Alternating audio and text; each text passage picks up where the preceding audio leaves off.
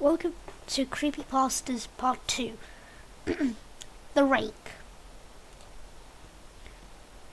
During the summer of 2003, events in the northeastern United States involved a strange, human-like creature sparked brief local media interest before an apparent blackout was enacted.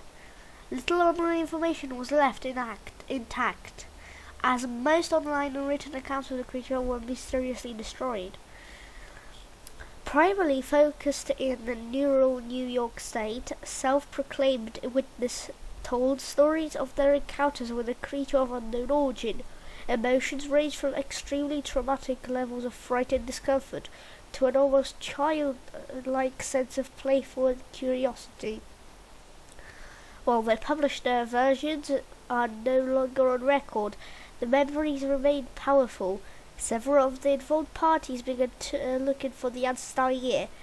In early 2006, the collaboration had accumulated nearly 24 documents dating between the 12th century and present day, spanning 4 continents. In almost all cases, the stories were identical. I've been in contact with a member of this group and was able to get some excerpts from their upcoming book. A Suicide Note, 1964. As I prepare to take my life, I feel it necessary to assume my guilt or pain I have introduced through this act. It is not the fault of anyone other than him, for once I awoke and felt his presence, and once I awoke I saw his form. Once again I woke and heard his voice, and looking into his eyes. I cannot sleep without fear of what I might next awake to experience. I can never awake. Goodbye. Found in the same wooden box were 2 empty envelopes addressed to William and Rose, and 1 loose personal letter with no envelope. Dearest Lily, I have prayed for you. He spoke your name. A journal entry translated from Spanish, 1888. I have experienced the greatest terror. I have experienced the greatest terror. I have experienced the greatest terror. I see his eyes when I close mine. They are hollow, black. They saw me and pierced me. His wet hand, I will not sleep. His voice.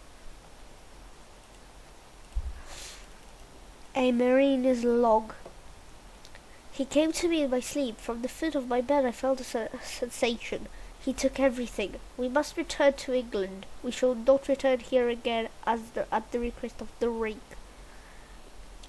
2006. 3 years ago, I had just returned from a trip from Niagara Falls with my family for the 4th of July. We were all very exhausted after a long day of driving, so my husband and I put the kids back right to the bed and called it a night. At about 4 a.m., I woke up thinking my husband had gotten up to use the restroom.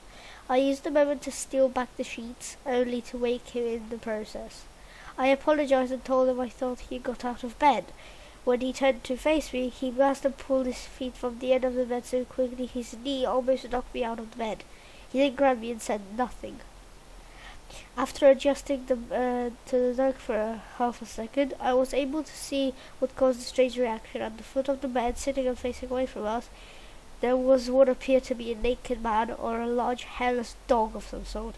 Its position was disturbing and unnatural, as if it had been hit by a car or something. For some reason, I was not instantly frightened by it, but more concerned as it got to its condition. At this point, I was somewhat under the assumption that we were supposed to help him. My husband was peering over his arm and knee, tucking into the fetal position, occasionally glancing at me before turning to the creature. In a flurry of motion, the creature scrambled around the side of the bed, and then crawled quickly in a flailing sort of motion right along the bed until it was less than a foot from my husband's face. The creature was completely silent for about 30 seconds, or probably closer to 5. It just seemed like a while, just looking at the husband. The creature then placed its hand on his knee and ran into the hallway leading to the kids' rooms. I screamed and ran for the light switch, planning to stop him before he hurt my children. When I got to the hallway, the light from the bedroom was enough to see it crouching in a hunched river about 20 feet away. He turned around and looked directly at me, covered in blood. I flipped the switch on the wall and saw my daughter, Clara. The creature ran down the stairs while my husband and I rushed to help the daughter. She was very badly injured and spoke only once more in her short line. She said, "Here's the rake." My husband drove his car into a lake that night while rushing our daughter to the hospital. He did not survive. Being a small town, news got around pretty quickly. The police were helpful at first, and the local newspaper took a lot of interest as well. However, the story was not published, and the local television news never followed up either. For several months, my son Justin began searching and stayed in a hotel near my parents' house. After we decided to return home, I began to looking for answers myself. I eventually located a man in the next town who had a similar story. We got in contact and began talking about our experience. It took the four of us about 2 solid years of hunting on the internet and writing letters to come up with a small collection of what we believed to have the accounts of the rain. None of them gave any details, history or follow-up. One journal had an entry involving the creature in its first 3 pages and never mentioned it again. A ship's log experienced nothing of the encounter, saying only to told by leave by the rake. That was the last entry in the log. The thoughts that must have gone through my daughter's head make me very upset.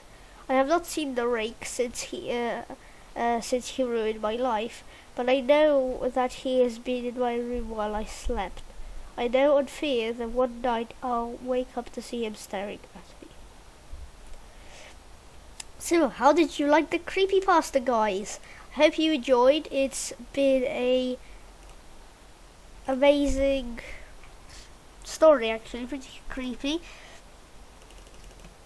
But I can't open the recording system. Come on!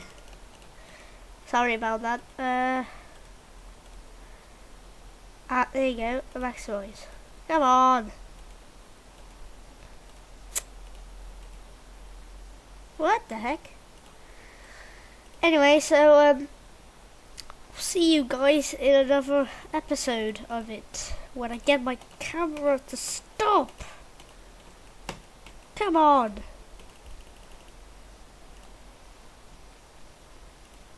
Ugh. Sorry. Thank you for watching.